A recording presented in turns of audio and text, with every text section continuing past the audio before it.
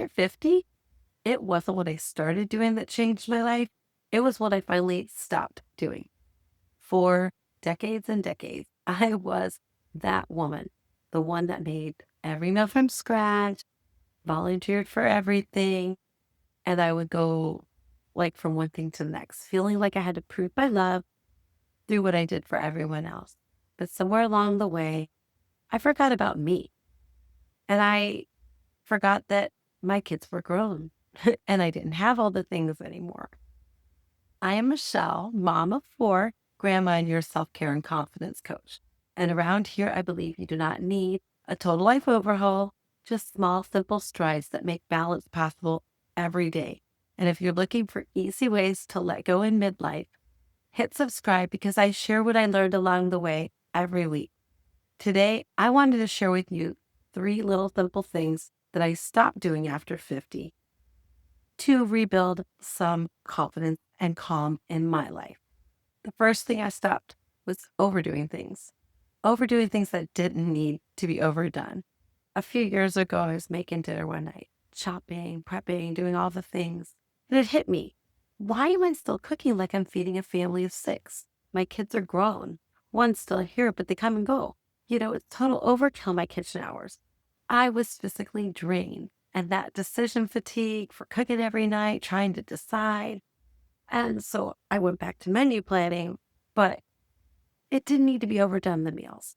I make them simpler. Crock pot night. I use a meal prep company, all the little things to make it simpler. And now I cook big when I want to, not because I have to. And that one big change gave me back about 15 to 20 hours a week, time that I can now use for me. Takeaway here, ladies, simplifying doesn't mean that you stopped caring. It means that you started valuing your peace. The second thing that I stopped doing was feeling guilty for keeping it simple. My grown kids like to pop over once in a while unannounced for dinner, and that's great.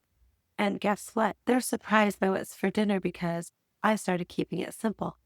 That used to make me feel guilty sometimes that, for not going all out and, oh no, now we have extra people. Now I remind myself this season of life isn't about doing it all. It's about doing what matters, right? So the takeaway here, ladies, simplicity is self-care. And the third thing that I stopped doing was ignoring signs of burnout. When I ignored how tired I was, my body eventually told me. There were headaches, low energy, short temper, all signs that I needed to slow down. Listening to that voice, my body's voice, was the start of my calm comeback. Takeaway here, ladies, your body is not betraying you. It is guiding you home. If this is resonating, hit the like button because it helps more women in midlife find this message, and it tells YouTube that this topic matters. It's funny. I used to think letting go meant losing control. But what I have found is the absolute opposite. Letting go of what no longer fits gives me more control over my peace. If you're in this same season, learning to stop overdoing and start truly living, I just want you to know it is okay to make things easier. You have earned it. Tell me in the comments, what is one thing that you've stopped doing in this season of your life that's made it calmer or happier?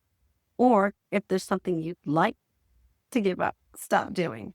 And if you're ready for more calm and confidence in midlife, take the free Discover Your Midlife personality quiz. The link is below in the description. And remember, gorgeous, you don't have to do it all to be enough. Sometimes doing less is the most powerful stride you can take.